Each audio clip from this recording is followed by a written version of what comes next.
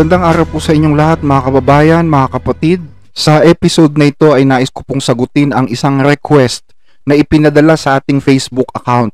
Ito pong request na ito ay galing naman po kay Sisa. Sisa yung kanyang pangalan, no?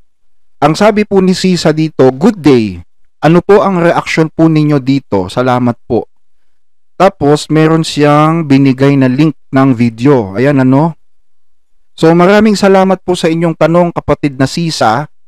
So umpisahan na natin itong pagbibigay ng reaction dito sa videong ibinigay ninyo kasi medyo mahaba ito eh.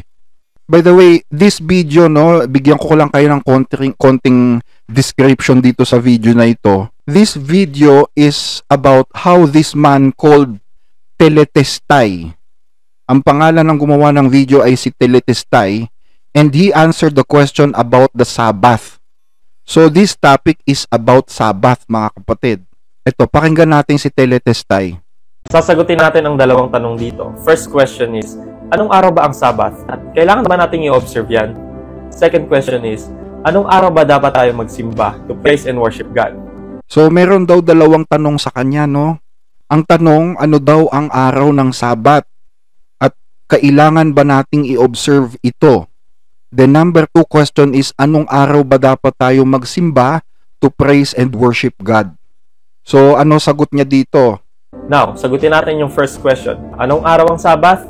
Sabado yan. Hindi yan linggo at hindi magbabago yan. Ayan na, maliwanag na maliwanag.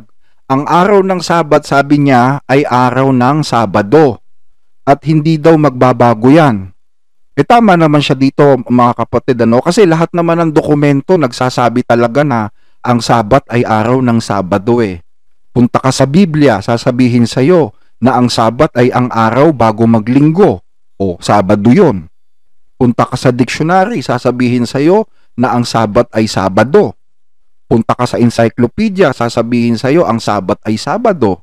Punta ka sa etymolohiya, yung study of origin of words, sasabihin sa'yo na ang origin ng salitang Sabado ay Sabat. Punta ka sa Pasyong Katoliko, sasabihin sa'yo ng ikapitong araw ay Sabado at dapat mong ipangilin. So there's a lot of evidences, unrefutable evidences, na ang Sabat ay araw ng Sabado.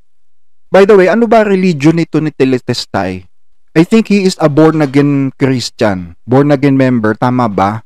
Anyway, so naniniwala itong si Teletestai na isang born-again na ang Sabat ay Sabado. So naniniwala din tayo doon, ano? And ano naman ang sagot niya sa second question? Now, should we observe it?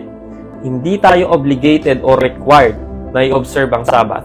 Lilinawin ko lang, ang Sabbath is the day of rest. Baka kasi yung iba dyan akala ang Sabbath ay ang araw ng pagpunta sa simbahan to praise and worship God.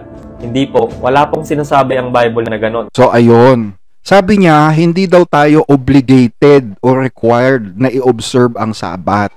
Ang Sabbath daw ay day of rest. Wala daw sinasabi ang Bible na ito ay araw ng pagpunta sa simbahan to praise and worship God.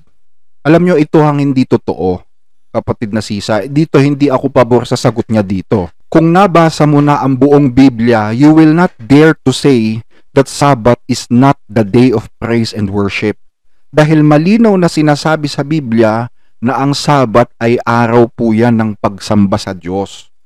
Pagsamba yung congregational worship. O ano basihan natin? Mababasa niyo yan sa Ezekiel chapter 46 verse 3. Ang sabi po dito, ang mamamayan ng lupain ay sasamba sa may pasukan ng pintuang iyon sa harapan ng Panginoon sa mga Sabat at sa mga bagong buwan. Nakita nyo? O baka sabihin naman ng iba, yan ay pagsamba na iniuutos sa Israel, kapatid. Tama. Ang ibig sabihin ko lang dito, kaya ko binasa tong verse na to, kasi sinasabi niya kanina, wala daw mababasa sa Biblia na ang Sabat ay araw ng pagsamba. O ito, ang liwaliwanag, sabi sa Ezekiel, ang mga mamamayan ng lupain ay sasamba sa may pasukan ng pintuang iyon sa harapan ng Panginoon sa mga Sabat. So mali yung kanyang sagot na walang nakasulat sa Biblia na ito ay araw ng pagsamba. That's wrong. Yan ang araw ng pagsamba ng Israel noon. At kahit ngayon, magpunta ka sa Israel, pag Sabat, sumasamba sila dun eh. Friday night, whether you're religious or secular, this is Precious Family Time. On Saturday, Shabbat, most Israelis rest. Religious Jews don't drive or use electricity and have a spiritual day at the synagogue. So, hindi totoo na walang sinasabi ang Biblia na hindi yan araw ng pagsamba.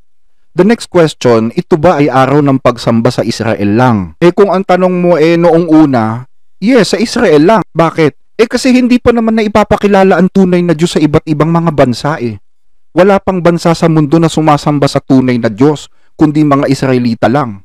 Kaya Israel lang talaga ang pinagbigyan nito during that time. Pero noong time na ang tunay na Diyos ay ipinakilala na sa iba't ibang mga bansa, hindi na para sa Israel lang ang Sabat.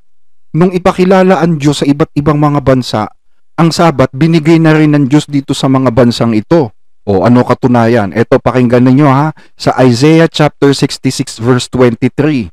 At mangyayari na mula sa bagong buwan hanggang sa panibago, at mula sa isang Sabat hanggang sa panibago, paroroon ang lahat na tao upang sumamba sa harap ko, sabi ng Panginoon. So, biblical ba na ang Sabat ay araw ng pagsamba? Nasa Biblia ba? Nasa Biblia. Nung una sa Israel, pagsamba nila yan. Pero later on, na ang Diyos ay ipinakilala na sa iba't ibang mga bansa, ang lahat ng mga tao, sabi ng Diyos, sasamba sa harap ko. So, therefore, ang araw ng Sabat ay araw talaga ng pagsamba. Huwag mo sabihin hindi. Huwag mong sabihin walang nakasulat sa Biblia na ganun. Ayan, nasabi dyan, lahat na tao. Huwag mo naman sabihin na hindi ka kasama dyan sa lahat na tao, kapatid. Payag ka ba pag sinabing lahat na tao hindi ka kasama? Mahirap yun. Tuloy natin yung video niya. Sabbath is a law na ibinigay ng Diyos specific para sa nation ng Israel. Nabanggit ni Moses yan sa Deuteronomy 5 verse 15. Sabi niya, dati kayong alipin sa Egypt, ngunit niligtas kayo ng Diyos. Kaya ngayon, inuutos niya sa inyo na sundin ang Sabbath. Ano sabi niya? Ang Sabbath daw ay isang law na ibinigay specific para sa nation ng Israel. And then sabay kinote niya yung Deuteronomy chapter 5 verse 15. So basahin din natin, no?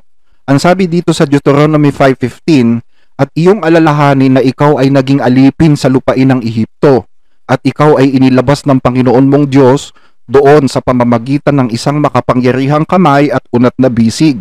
Kaya't iniutos sa iyo ng Panginoon mong Diyos na ipangilin mo ang araw ng Sabat. Tanong, meron bang sinabi dyan na sa Israel lang? Sige nga, kahit pa ulit-ulitin niyo yung talata wala naman nakalagay dyan na binigay ang Sabat para sa Israel lang. Walang ganon. Ang sabi dyan, naging slave ka sa Egypt. So inutusan kang ipangilin ang Sabat. Bakit? Kasi nga naging slave ka Pinahirapan ka, pinagtrabaho ka ng mabibigat na trabaho. Walang day off. So ibinigay sa kanila ng Diyos yung Sabat para magkaroon sila ng day off, ng pahinga. Remember, Sabat is a day of rest. So naawa ang Diyos sa Israel at binigyan sila ng Sabat. Is that saying that the Sabat is made only for the Israelites during that time? No. Ang Sabat matagal na po yung day of rest, panahon pa ni Adan at ni Eva.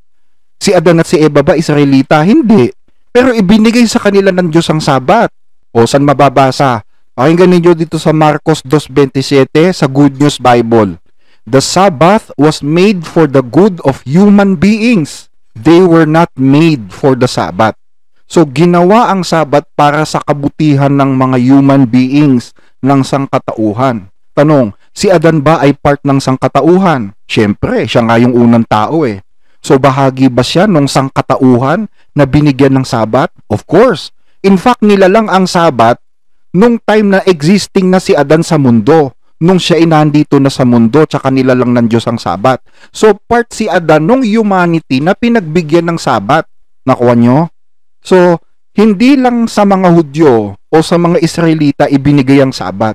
Kasi si Adan hindi naman Israelita At nilalang ang Sabat nung time na nag-i-exist na siya. So, partaker siya dun sa mga binigyan ng Sabat. Dahil ang sabi ni Kristo, the Sabbath was made for the good of human beings. Si Adan ang unang-unang human beings. Pero hindi siya Hudyo. Diba? Hindi siya Hudyo. So, hindi lang para sa mga Hudyo ginawa ang Sabat. Remember, ang Sabat matagal ng day of rest. Kaya nga ang utos, remember the Sabbath day. Pag sinabing remember, ibig sabihin, matagal nang nandyan yan. Hindi lang yan nag-exist sa panahon ng Israel. Pwede mo bang sabihin na remember kung dun lang nag-exist sa panahon na yon? Sige nga. So, nung makita ng Diyos na itong mga Israelita ay hindi nakakapagpahinga sa kamay ng mga Egyptians, Iniligtas sila ng Diyos sa Egypt. And God shared the Sabbath with them para makatikim naman sila ng day off. Kasi baka mamaya, kahit iligtas sila, dalhin sila sa ilang, sa disyerto, tuloy-tuloy pa rin sila dun sa kanilang kultura na maging workaholic. Kasi naging workaholic sila sa Egypt So baka mamaya pagdating nila sa Israel or sa desert habang naglalakbay sila sa papuntang Israel, wala pa rin silang hinto ng kakatrabaho. So binigyan sila ng Diyos ng day off para sila maisip nila na sila'y tao din, kailangan din nilang magpahinga.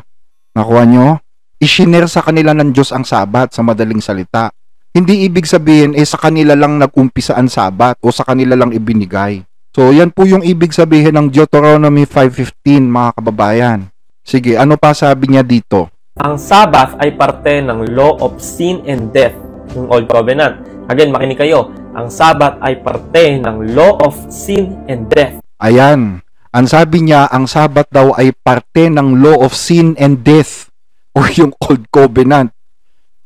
Ang Sabbath, parte ng law of sin and death. Saan nakasulat sa Biblia yun? Dapat nagbigay siya ng talata na ang Sabat ay part ng law of sin and death. Wala siyang ibinigay. Kasi wala naman talaga nun Ito tandaan nyo mga kababayan, may dalawang klase ng kautusan na nabubuhay sa tao. There are two kinds of laws that we have in our body.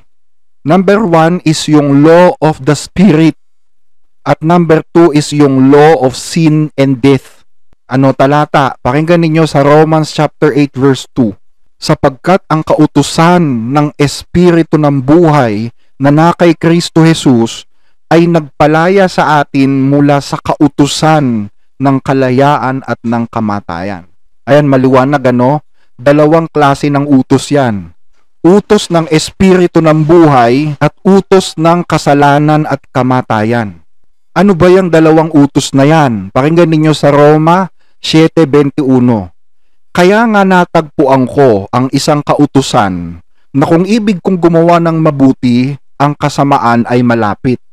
Sapagkat ako'y nagagalak sa kautusan ng Diyos sa kaibuturan ng aking pagkatao. Subalit, nakikita ko ang kakaibang kautusan sa aking mga bahagi na nakikipagbaka laban sa kautusan na nasa aking pag-iisip. At ako'y binibihag sa ilalim ng kautusan ng kasalanan na nasa bahagi ng aking katawan. Ayun Ito palang dalawang kautusan na ito, meron pala ito or presente pala ito sa katawan ni Pablo Sabi ni Pablo, ako'y nagagalak sa kautusan ng Diyos, sa kaibuturan ng aking pagkatao. Deep in my heart, I am cheerful for the law of God. I am rejoicing for the law of God. Yun yung kautusan na nasa puso niya. Pero, meron daw isang nakikita siya na iba pang kautusan na nasa kanyang pagkatao din. Na itong kautusan na ito ay kinakalaban yung kautusan na nandun sa kanyang puso. At binibihag siya nitong kautusan na ito para mailalim siya sa kautusan ng kasalanan na nasa kanyang katawan. So ano daw itong kautusan na yon? Ano daw yung ibang kautusan na yon? Ano tawag ni Pablo doon? Ang tawag ni Pablo, kautusan ng kasalanan. Ano ba yon? Dito sa Romans 7:12, kaya't ang kautusan ay banal, at ang utos ay banal, at matuwid at mabuti. Sapagkat ang mabuti na aking nais ay hindi ko ginagawa, ngunit ang masama na hindi ko nais ay siya kong ginagawa. Subalit kung ang hindi ko nais ang siya kong ginagawa, ay hindi na ako ang gumagawa nito, kundi ang kasalanang nananatili sa akin. Ayon, yung utos ng Diyos mabuti, sabi ni Pablo. Pero kapag gusto niyang sumunod dun sa mabuti, masama yung kanyang nagagawa. Gusto niyang gawin yung mabuti, yung utos.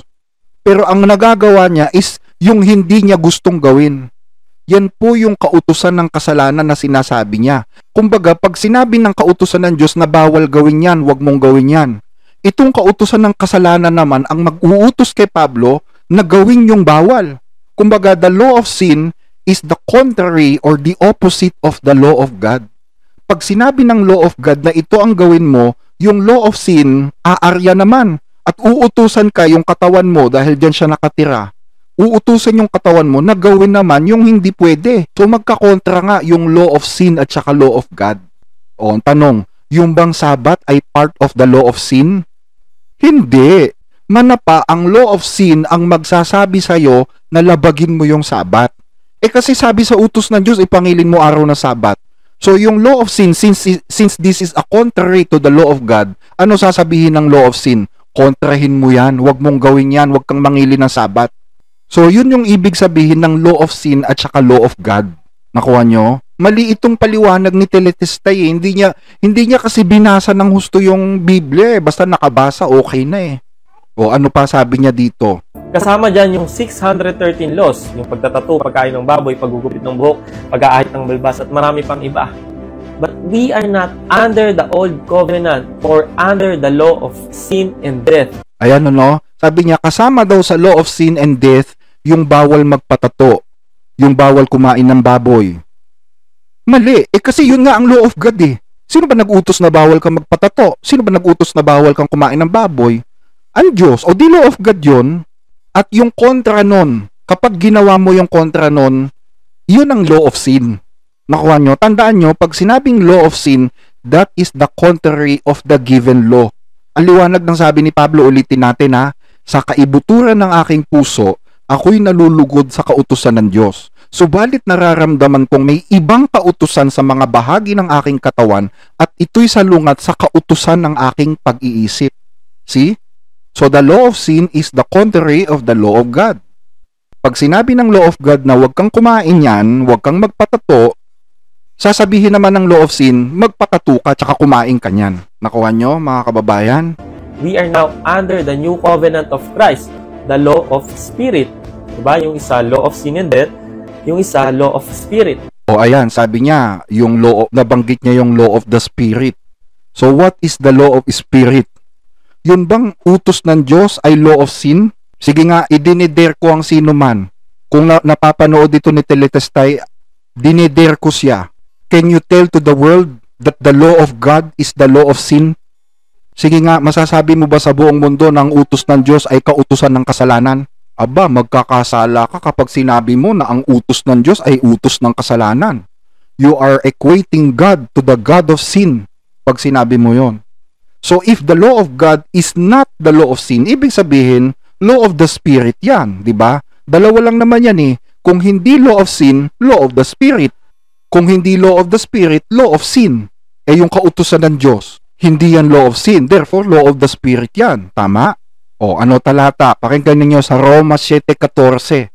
Sapagkat nalalaman natin na ang kautusan ay sa espiritu, ngunit ako'y sa laman na ipinagbili sa ilalim ng kasalanan. See? The law of God is not the law of sin, but it is the law of the Spirit. That's the reason why Jesus came and fulfill the law, not abolish. Makinig kayo, fulfill, hindi abolish. Kasi walang sino man ang kaya i-keep lahat ng law na yan. O ano sabi niya? Wala daw sino man ang kayang i-keep ang law na yan. Wala nga ba? Wala ba talaga? Eto, pakinggan ninyo ha. Dito sa Job chapter 1 verse 1. There was a man in the land of Ur whose name was Job, and that man was perfect and upright, and one that feared God and eschewed evil. Tanong, na-perfect ba ni Job yung utos? Ayan nga o, ang liwanag. Job was perfect and upright. So na-perfect ni Job ang utos ng Diyos, tama ba? Hindi mo pwede sabihin na perfect siya kung di niya na-perfect yung utos eh. Diba? O sino pa? Dito sa aklat ng Lucas chapter 1 verse 5 to 6, nagkaroon ng mga araw ni Herodes, hari sa Judea, ng isang saserdoteng ang pangalan ay Zacarias, sa pulutong ni Abias, at ang naging asawa niya ay isa sa mga anak na babae ni Aaron at ang kanyang ngalay Elizabeth. At sila ay kapwa matuwid sa harap ng Diyos, na nagsisilakad na walang kapintasan sa lahat ng mga utos at mga palatuntunan ng Panginoon. Nakita nyo? Yung nanay at saka tatay ni Juan Bautista na perfect ang kautusan. Nagsisilakad na walang kapintasan sa lahat ng mga utos at mga palatuntunan ng Panginoon. So, paano mo ngayon masasabi na walang makaka-perfect, na walang makakasunod? Alam nyo, yan ang typical na aral ng mga born again, pero mali yan. Ito si Kristo nagkatawan tao. Tama? Nagkatawan tao siya. Nasunod ba niya yung mga utos? Nasunod niya perfectly. O tapos, ano sabi sa Biblia? 1 Pedro 2:21, sapagkat sa ganitong bagay kayo'y tinawag. Sapagkat si Kristo man ay nagbata dahil sa inyo, na kayo'y iniwan ng halimbawa upang kayo ay magsisunod sa mga hakbang niya. So sa palagay mo, kung walang makakasunod ng kautusan, sasabihin ba to ng Biblia? O sige nga, kung walang makakasunod ng kautusan, bakit sasabihin ng Biblia sumunod kayo kay Kristo? Siya yung gawin ninyong halimbawa. O na-perfect ni Kristo ang utos, tapos sasabihin ng Biblia, siya yung gawin mong model. Tapos sasabihin mo naman, wala namang makaka-perfect. Anong sense? At naging model pa siya, di ba? Halimbawa, yung teacher mo, binigyan ka ng math problem, trigonometry. Pero bago ka bigyan ng trigonometric problem, nagbigay muna siya ng example kung paano isolve yung problem na yon. Pwede mo ba sabihin, ma'am, mahirap yan, walang makakasolve yan? Pwede mo bang sabihin yun? Kaya ka nga binigyan ng example para ipakita sa'yo na it is possible to solve this trigonometric problem. So si Christ, nagbigay ng example. Can you say that no one can obey the commandments of God kasi hodang may example na binigay? Ginagawa niyong nonsense yung example na ibinigay ni Kristo, tama? Let's use our logic, mga kababayan, mga kapatid. Kasi for sure ako, may mga legalistic na naman dyan sa comment section na sasabihin, hindi, required tayo gawin yan kasi kapag hindi mo ginawa yan, mapupunta ka sa impyerno. It just show na they don't really know who Jesus is and they don't understand what Jesus did on that cross. Nag-ahit ka na ba ng balbas? Naggupit ka na ba ng buhok? Nagkaregla ka na ba tapos sumawa ka sa ibang tao? Nagsuot ka na ba ng mixed material na damit? Kasalanan lahat yan. Kaya nga malinaw sa Biblia na kahit nasundin mo yung 612 laws na yon, kapag na-break mo yung isa, baliwala na lahat yan. Tama. Kapag na-break mo yung isa, baliwala na lahat yan. Tanong, yun bang 600 laws na sinasabi mo? Yan bang 600 laws na yan? Batas pa rin ba yan sa panahon natin? Hindi naman lahat ng 600 na sinasabi mo, batas ngayon Out of 600 laws, may mga batas na na-retain lang sa panahon ngayon. And one of this is the Sabbath. Hindi lahat yan na-retain sa ating panahon. Kasi ang hirap dito kay Teletestay, habang pinapakinggan ko siya, napansin ko yung kanyang topic kung saan napupunta Napunta siya sa baboy, napunta siya sa ahit ng balbas, napunta siya sa pananamit. Ang topic dito, Sabbath di ba? Yung 600 laws na sinasabi mo, out of question na yan, out of topic na yan. At yan, hindi yan lahat bata sa ating panahon. So why do you question kung masusunod ba lahat yan? Hindi na natin problema yan. Problema na yan ng Israel kasi yan naging civil code sa kanila yan Hindi lang yan religious code, civil code sa kanila yan. Parang ganito, pwede bang sabihin sa atin ng mga foreigner o kayo mga Pilipino, masusunod nyo ba yung revised penal code nyo? Ang dami-dami niyan. Madami pa sa 600 ang revised penal code Ano sagot natin? Nasusunod naman, awa ng Diyos. Law-abiding citizen naman tayo. Diba? So, yung 600 laws na yan, problema na yan ng Israel. And I believe nasusunod naman nila yan. Kaya wag mo sabihin na walang makakasunod dyan. Tayo nga, yung revised penal code, nasusunod natin Marami pa sa 600 yun. Diba? So, dito sa 600 laws na sinasabi mo, ang na-retain dyan is isa na yung Sabat. In fact, ang mga unang Kristiyano, nagwo-worship sila pag Sabat. Si Kristo nasa church pag Sabat. Sabi mo kanina, walang mababasa na church worship or church service ang Sabat. Si Kristo nasa sinagoga pag araw ng Sabat. Alam nga naman tanongin mo, ano ginagawa nila sa sinagoga? Alam nga naman naglalaro sila dun. Ano ba yung sinagoga? That's the place of worship, right?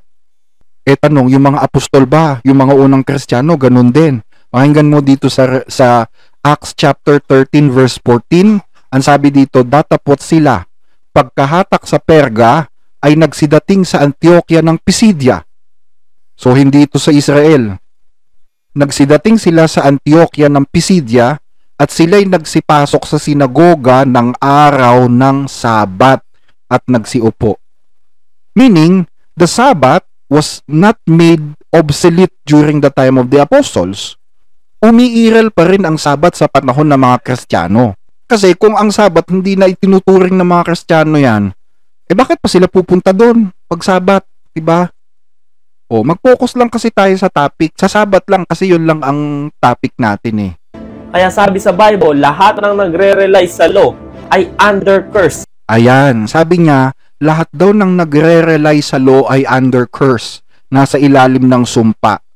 Tanong, nasan sa Biblia yon? Wala naman din siyang binigay na talata. Dapat meron siyang binigay na verse man lang, di ba? Kasi alam nyo, sino ba yung nasa curse? Yung sumusunod ba sa law or yung hindi sumusunod sa law? Eto, pakinggan ninyo kung sino yung nasa curse. Sa Galatians chapter 3 verse 10, sapagkat ang lahat na umaasa sa mga gawa ng kautusan ay nasa ilalim ng sumpa, sapagkat nasusulat, sumpain ang bawat isang hindi sumusunod sa lahat ng mga bagay na nasusulat sa aklat ng kautusan. Nakita nyo? Sinong sinusumpa? Yung sumusunod or yung hindi sumusunod? Ang sabi diyan, nasusulat, sumpain ang bawat hindi sumusunod. Yan ang nakasulat diyan, mga kapatid. Alam niyo kung kailan lang nagiging sumpa ang kautusan? Kapag wala kang Kristo sa buhay. Kapag ikaw ay nakasalig sa kautusan at wala kang Kristo sa buhay. Pero kung susunod ka sa kautusan dahil sinusundan mo si Kristo, yung halimbawa ni Kristo, mahal mo si Kristo kaya ka sumusunod sa utos, hindi curse yun. Blessing ang kautusan sa'yo. Hindi ka parang Pariseo. Alam niyo yung mga Pariseo? Yung mga Pariseo nakatingin sa kautusan pero walang Kristo sa buhay. O curse talaga sa kanila yon. Tandaan mo, kung Kristiyano ka, hindi pwedeng kautusan lang tapos walang Kristo. Hindi pwede yon. O kaya is pananampalataya lang tapos inalis mo yung utos. Hindi rin pwede yon. Kasi dapat magkasama yan, dalawa na yan eh. O ano talata sa Biblia? Anong basis? Revelations 14:12. Here is the patience of the saints. Here are they that keep the commandments of God and the faith of Jesus. So magkasama. Hindi mo pwedeng bitawan yung isa at yung isa ay kunin mo. Biblically incorrect yon, kapatid. Again, ang Sabbath day ay binigay para sa nation ng Israel, hindi sa church. And remember, we are the church. We are the body of Christ. Because of Christ, we are free from the bondage of the law because the Holy Spirit lives in us. Hindi tayo obligated or required. O ayan, sabi niya, the Spirit lives in us. Kaya daw hindi tayo required na sumunod sa utos ng Diyos. Saan sa Biblia yon? Wala na naman sa Biblia yon. O, ayan, sabi sa Biblia ganito, sa Romans chapter 8 verse 4, upang ang kahilingan ng kautusan ay matupad sa atin, na hindi nagsisilakad ayon sa laman, kundi ayon sa Espiritu, sapagkat ang mga ayon sa laman ay nagsisisunod sa mga bagay ng laman, datapwat ang mga ayon sa Espiritu ay sa mga bagay ng Espiritu. Those who are of flesh followed the things of the flesh, but those who are of the Spirit obey the things of the Spirit. Ano ba yung things of the Spirit? Binasa na natin kanina. Nalalaman natin na ang kautusan ay sa Espiritu. Diba? So, if you are walking in the Spirit, you should walk with the things that are of the Spirit. And the law is of the Spirit. So, you should walk in the law of God kasama si Kristo. Kasi kung ikaw lang mag-isang lalakad sa kautusan, wala kang Kristo, hindi mo talaga matutupad yan. Sabi nga ni Kristo, diba, sapagkat kung kayo ay hiwalay sa akin, wala kayong magagawa. Pero kung kasama mo si Kristo, ang sabi, lahat ng mga bagay ay aking magagawa doon sa nagpapalakas sa akin. So kapag sinabi mo na hindi masusunod ang utos kasi baka wala kang Kristo. Ganun yon. Pero sabi ni Apostol Paul, tayong mga Christian na ang magde-decide kung i-observe natin ang Sabbath. Sabi sa Colossians 2 verse 16, so don't let anyone condemn you for what you eat or drink, or for not celebrating certain holy days or new moon ceremonies or Sabbaths. For these rules are only shadows of the reality yet to come, and Christ Himself is that reality. O ayan, ginamit niya yung Colossians 2:16 hanggang 17.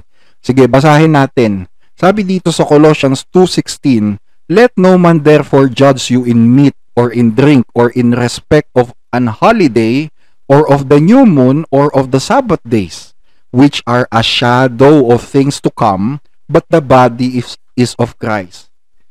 Ito ba yung Sabat na nasa 10 utos? Ito ba yung weekly na Sabat o yung Sabat na Sabado sa weekly cycle? Hindi po. Ayan ang liwanag naman kung anong Sabat yan eh. Ang Sabat daw na ito ay shadow Sabat, which are a shadow of things to come. Shadow Sabat yan. At hindi mo ba alam na hindi lang isang klase ang Sabat? Kung ikaw ay nag-aral ng Biblia bago ka mangaral o nag-record, nag-vlog, hindi mo iisipin na ang Sabat isang klase lang eh. Bakit? May Sabat na ginagamit or sineselebrate taon-taon. Sabat ang tawag doon. May Sabat na sineselebrate kada 7 taon. Yung Sabat na ginaganap kada 7 taon, yun po yung Sabbath of the land. Bawal bungkaylin ng lupa kada 7 taon. Magpapahinga yung agricultural land. So yun yung Sabat na every 7th year. So meron namang Sabat na taon-taon naman ginaganap. Yun yung tinatawag na Day of Atonement. Day of Atonement. Yan pong Sabat na yan, yan po yung priest, yung head priest sa Israel, nililinis niya ang buong Israel. He make an atonement for the Israelites by offering the blood of a goat. Taon-taon ginaganap yan. Ang tawag ng ibang mga nangangaral dyan, Pasko eh. Pero ang tawag ko kasi dyan, Day of Atonement, kasi yun ang nakalagay sa Leviticus eh. Every year, ang high priest, gumagawa siya ng atonement sa Israel using the blood of the goat. Nililinis niya yung holy sanctuary nila doon. At ang tawag doon, Sabat din. So, ang Sabat, hindi lang yung Sabado na alam mo. At itong tinutukoy dito na shadow of things to come, ito yung shadow Sabat. Inaaninuhan nito si Kristo. Ayan which are shadow of things to come, but the body is of Christ. Yan po yung taon-taon, yung Sabat na ginaganap na taon-taon. Yung Day of Atonement. Kasi yan po yung, kumbaga inilalarawan niyan, yung gagawin ni Kristo na pagliligtas sa kanyang bayan sa krus ng Kalbaryo eh. Di ba si Kristo nga yung Lamb of God?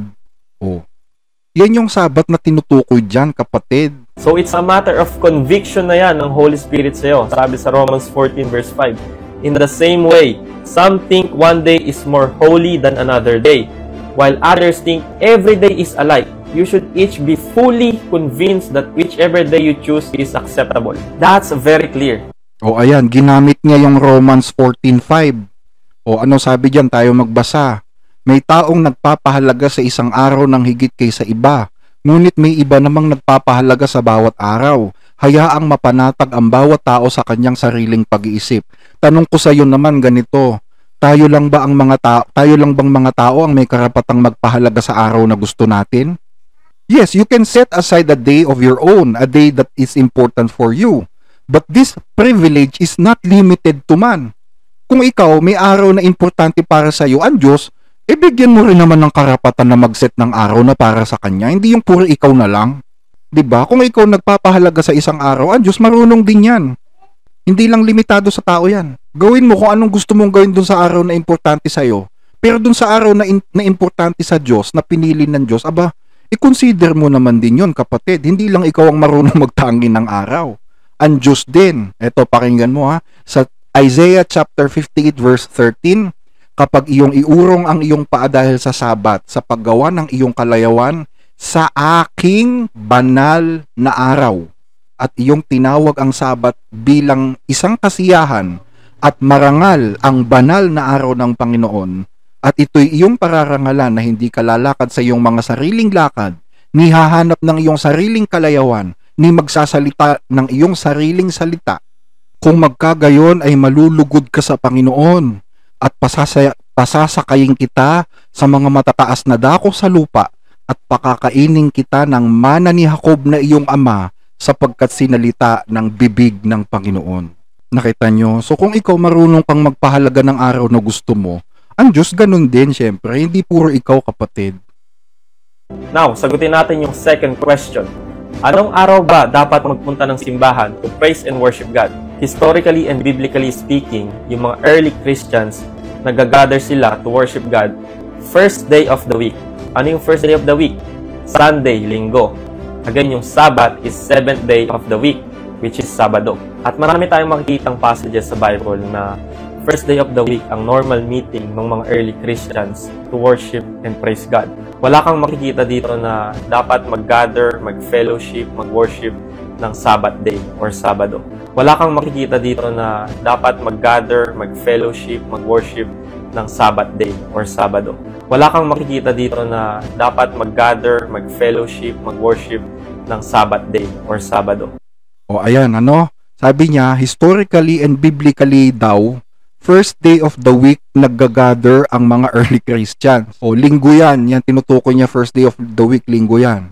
Pero ang tanong, is that correct? Tama ba yon? O basahin ulit natin yung binasa ko kanina. Sa Acts chapter 13 verse 14, datapot sila, pagkahatak sa Perga ay nagsidating sa Antioquia ng Pisidia at sila'y nagsipasok sa sinagoga ng araw ng Sabat at nagsiupo. So, kailan ang gathering sa church ng mga early Christians? Sabat or first day of the week?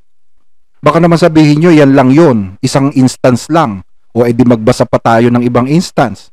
So, pagkatapos ng Sabbath service na yan, dyan sa Antioquia, ano sabi ng mga Kristiyano?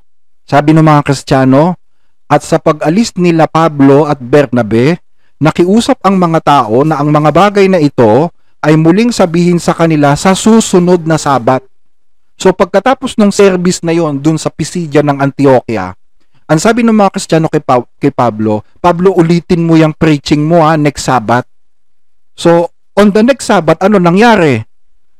Sa verse 44, nang sumunod na Sabat, ay nagtipon ang halos buong lungsod upang pakinggan ang salita ng Panginoon. Nakita nyo? Sabat ang service ng mga Kristiyano, regularly yan. Kaya nga si Pablo, every Sabat, ano ginagawa niya? Ano ginagawa ni Pablo kada Sabat, kada Sabado? Nasa service siya. Regular yon. 6 days na nagtatrabaho si Pablo bilang tent maker kasi yun ang trabaho niya. Pero pagdating ng Sabat, humihinto siya. Ano ginagawa niya? Acts chapter 18 verse 3. At dahil ang hanap buhay niya ay tulad din ng kanila, tumuloy siya sa kanila at sila'y magkakasamang nagtrabaho. Parehong paggawa ng tolda ang hanap buhay nila.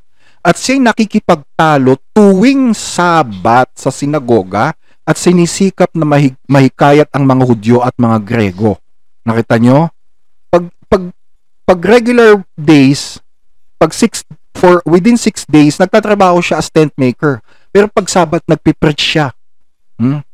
Tapos sasabihin ni Teletestay, wala daw makikita na dapat mag-gather or mag-worship pag Sabat. Wala nga ba? Ano tawag mo dito sa mga binasa ko? Wala lang to?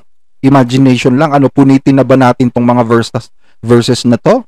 O sige, dagdagan pa natin. Huwag natin punitin kasi nakasulat Sabi dito sa Acts chapter 16 verse 13, at sa araw ng Sabat ay pumunta kami sa labas ng pintuan sa may tabi ng ilog, na sa palagay namin ay may mga dakong papanalanginan. At kami ay umupo at nakipag-usap sa mga babaeng nagtitipon doon. At nakinig sa amin ng isang babaeng ang pangalan ay Lydia na sumasamba sa Diyos. Siya'y mula sa lungsod ng Tiatira at isang mga ngalakal na mga telang kulay ube. Binuksan ng Panginoon ang kanyang puso upang makinig na mabuti sa mga bagay na sinasabi ni Pablo. Nakita nyo? May nagkakatipon, may pagsamba, may sermon, nagsermon si Pablo. O sa paano sasabihin mo ngayon na walang religious gathering pag Sabat? Ang wala sa Biblia is yung Sunday gathering. Wala yan. Meron kang mababasa na nag-gather sila ng Sunday pero isang beses lang yon. Isang beses lang nagkaroon ng preaching si Pablo ng Sunday. Pero yun po ay hindi congregational worship, hindi regular yon. Kaya naman siya nagsermon nun kasi farewell message na yun ni Pablo. Farewell na niya yon, magpapaalam na siya kinabukasan. Aalis na siya sa Troas, pupunta na siya dun sa susunod na destino niya. So 1 week siyang nag-stay, si Pablo 1 week na nag-stay sa Troas, at ang plano niya ay umalis ng Lunes. So dahil Lunes siya aalis, Linggo, nagpatawag siya ng meeting, nagkaroon ng meeting at nagsermon siya doon. Hindi yun regular worship service, farewell yun, 'di ba? At maliban diyan sa instance na yan, wala ka nang mababasa na nagkaroon ng worship service pag Linggo, wala na. Kahit isa lang yan, hindi na nasundan. Mostly Sabat talaga ginaganap ang gathering ng mga believers. Nakuha nyo? Pero Sunday lang ba dapat talaga i-honor at i-worship si God? No, malinaw sa Bible na we should worship God every single day. They worship together at the temple each day, met in homes for the Lord's Supper, and shared their meals with great joy and generosity, all the while praising God and enjoying the goodwill of all the people. And each day, the Lord added to their fellowship those who were being saved. See, day by day, every day, each day, meaning any day of the week, not just Saturday or Sunday. Amen? O ayan naman, binasa niya yung Acts chapter 2 verse 46. Sabi doon, tayo nga bumasa, ang sabi diyan, araw-araw nagpuputol-putol ng tinapay ang mga apostol. O, tanong ko naman kay Teletestay, binasa mo yung Acts chapter 2 verse 46 na ang mga apostol araw-araw nagpuputol-putol ng tinapay at nagkakatipon sa templo. Tanong, ginagawa nyo ba yan? Kayo ba araw-araw nasa templo, nagpuputol-putol ng tinapay, kayo yun sa born again o sa religion mo? Araw-araw ba kayo naglo-Lord Supper? Sige nga. Hindi rin naman, di ba? So ba't mo binasa yan? Alam nyo, wala namang masama kung araw-araw kang nasa church eh. Actually, mas maganda nga yung kung araw-araw kang nasa church eh. At least hindi mo nalalabag yung Sabbath. Kasi nga araw-araw kang nasa church. No one can tell you that you are not observing the Sabbath because you are everyday staying in church. So itong verse na ito, hindi yan pangontra sa Sabbath. In fact, mas lalo ka pa ngang makakapangili ng Sabbath kasi araw-araw ka nang nasa church. Nakuha nyo? Pero ang tanong, may gumagawa ba nito sa lahat ng mga relihiyon ngayon? Kayo bang mga nasa born again, araw-araw ba kayong nasa church? Kung araw-araw kayong nasa church, lumalabas na kahit Sabat nasa church kayo. So nasusunod nyo yung Sabat, hindi nyo nalalabag, tama? Ang kaso wala namang gumagawa nito. Babasahin mo na pangontra, ikaw mismo hindi mo magawa, hindi nyo ginagawa. Dapat bago nyo gamit itong verse na to, na against sa Sabat, make sure na ginagawa nyo din ito. At kung nagagawa ninyo ito, praise the Lord. Kasi it simply means that even Sabat, nasa church kayo. Diba? Araw-araw kayong nasa church eh. So, yan po yung ating sagot dito sa kay Teletestay, doon sa request ng kapatid.